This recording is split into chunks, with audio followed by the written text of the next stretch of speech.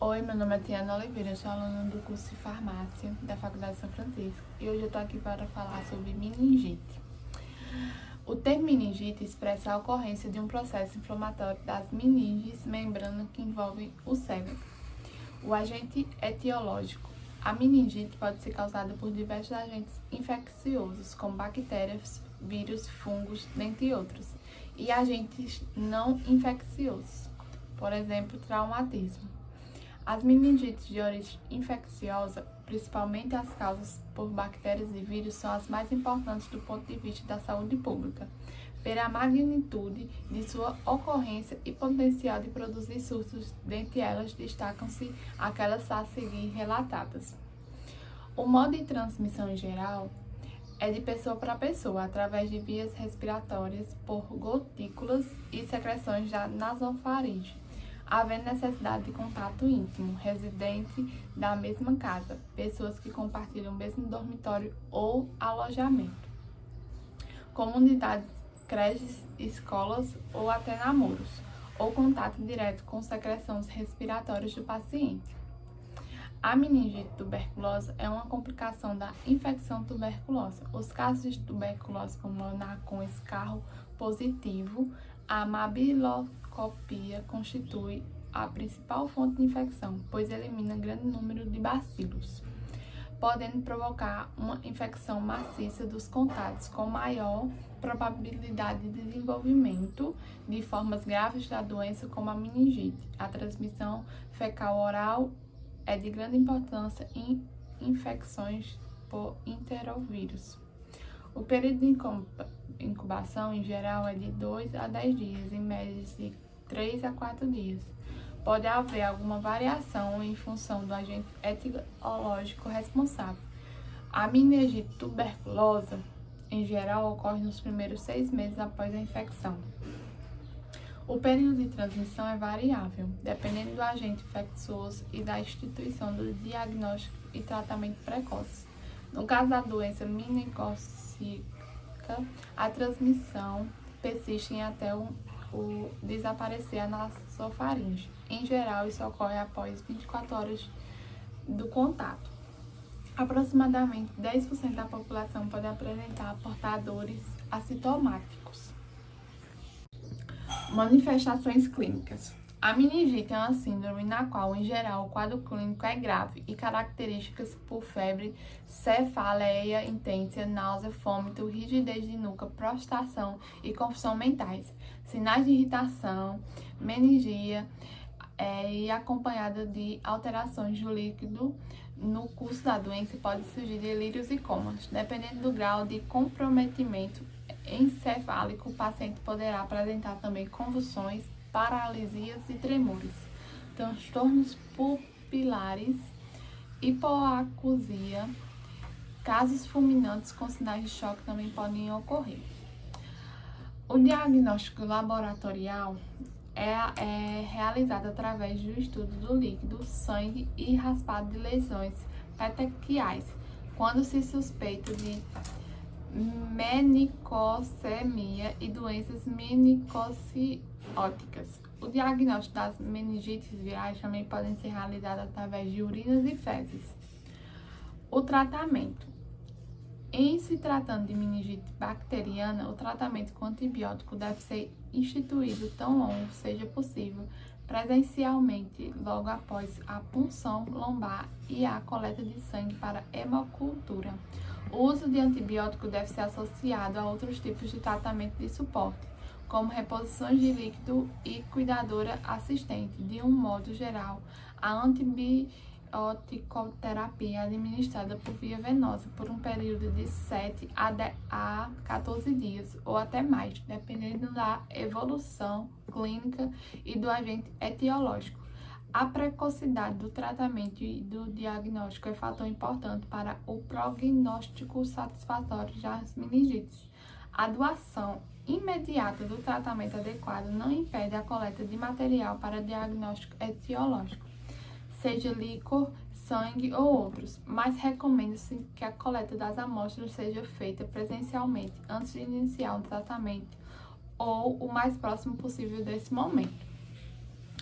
O uso de corticoides na situação de choque é discutível, existindo controvérsias sobre a influência favorável ao prognóstico. Há evidências de que poderia agir favoravelmente na prevenção de sequelas nos casos de meningites devido ao H. Influenza tipo B, contudo, sua eficácia para meningites por outras bactérias ainda permanece em fase de estudo. Nos casos de meningite viral, o tratamento antiviral específico não tem sido amplamente utilizado em geral. Utiliza-se o tratamento de suporte com criteriosa avaliação e acompanhamentos clínicos. Tratamentos específicos somente são preconizados para meningite hérpica e na cachumba, a globina específica na hiperimunidade pode diminuir a incidência de orquitude, porém não melhora a síndrome neurológica. A emergência de cepas bacterianas com diferentes graus de resistências antimicrobianas é o aspecto mais alarmante na terapia das doenças infecciosas. O principal fator que leva os níveis elevados de resistência é o uso empírico abusivo dos antibióticos. Aspectos epidemiológicos. As meningites têm distribuição mundial. Sua expressão epidemiológica dependendo de diferentes fatores, como agente infeccioso, a existência de aglomerados populacionais, características socioeconômicas dos grupos populacionais do meio ambiente, de modo geral, a sazonalidade da doença, características pelo predomínio das meningites bacterianas no inverno e das meningites virais no verão. A principal bactéria causada da meningite tem distribuição mundial e é potencial de ocasionar epidemias. Acomete indivíduos de todas as faixas etárias, porém apresenta uma maior incidência entre crianças menores de 5 anos, especialmente em lactentes, e entre 3 a 12 meses. Durante a epidemia, observa-se a mudança nas faixas etárias afetadas, com aumento de casos entre adolescentes e jovens adultos. O cinturão africano, região ao norte da África, é frequentemente acometido por epidemias causadas por esse agente. No Brasil, nas décadas de 70 e 80, ocorrem epidemias em várias cidades do país devido ao soro grupo A e C e posteriormente ao B. A partir da década de 90, houve uma diminuição proporcional do soro grupo B e o aumento progressivo do soro grupo C. Desde então, os surtos isolados do soro grupo C têm sido identificados e controlados no país. Vigilância epidemiológica. O sistema de vigilância das meningites compreende todas as atividades e atores envolvidos, desde a identificação de um caso suspeito até a adoção das medidas de prevenção e controle de doenças na comunidade. Dessa forma, a operação desse sistema pressupõe uma boa integração técnica entre as atividades de assistência ao caos, de identificação e de estudo das características do agente etiológico e de análise epidemiológica do comportamento de doença na população. O CSV das meningites teve implantação em 1975, quando tinha como objetivo principal o controle da doença, em virtude dos surtos então verificados no país. Ao longo dos 5 anos, foi incorporado esse sistema de vigilância de outras meningites de interesse para a saúde pública, como a meningite tuberculosa, a meningite por H, a meningite por S, a pneumoniase e as meningites virais. A partir de 2004, foi desencadeada a implementação do diagnóstico laboratorial de meningite viral. A partir disso, o intuito de conhecer melhor os agentes virais causadores desse tipo de meningite no país. A implementação da vigilância das meningites virais, juntamente com as ações de vigilâncias vetoriais, permitirá também a detecção precoce dos casos da febre do Nilo Ocidental, doença com expansão no mundo a partir dos focos existentes nos Estados Unidos.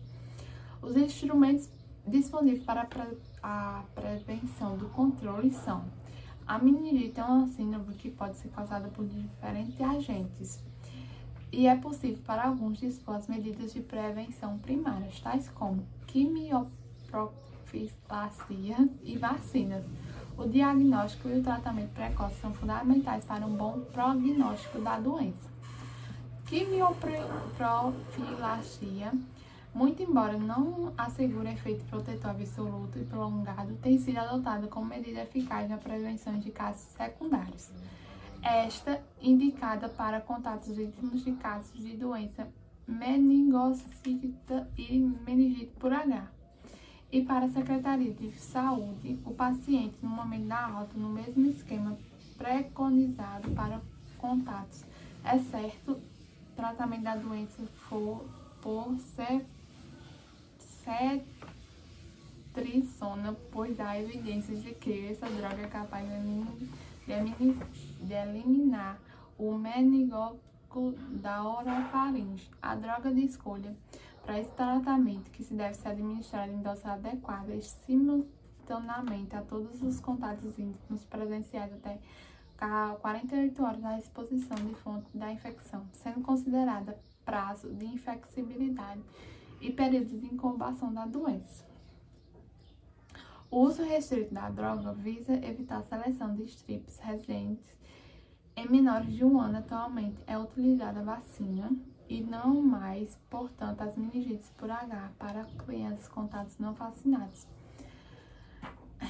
Para todos os contatos domiciliares e adultos. Em relação à gestante, esse medicamento tem sido utilizado, pois não há provas que a rifancina possa apresentar efeitos teratogênicos. A imunização.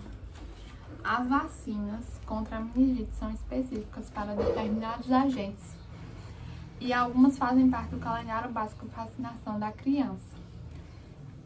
Outras estão indicadas apenas para situações para controle de surtos e algumas são indicadas para grupos especiais. Bloqueio de surto. Recomendações.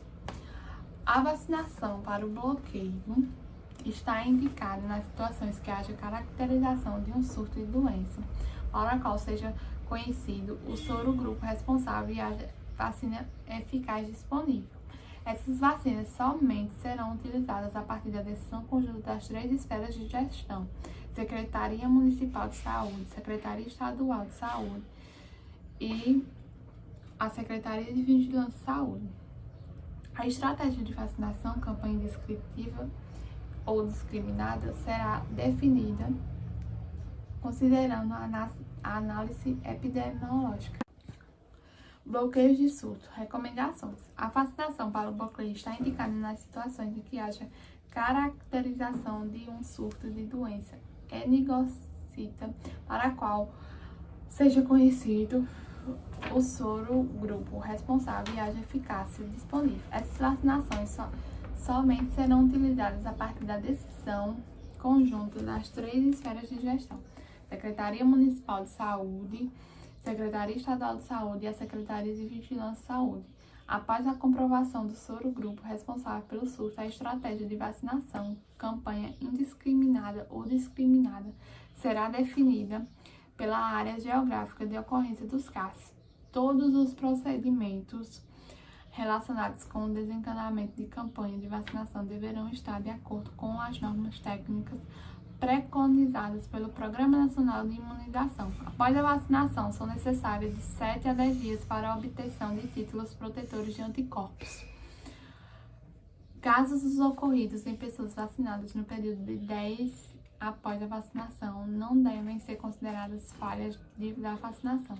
Esses casos podem ocorrer visto que o indivíduo pode ainda não ter produzido imunidade ou está em período de incubação da doença, que varia de 2 a 10 dias.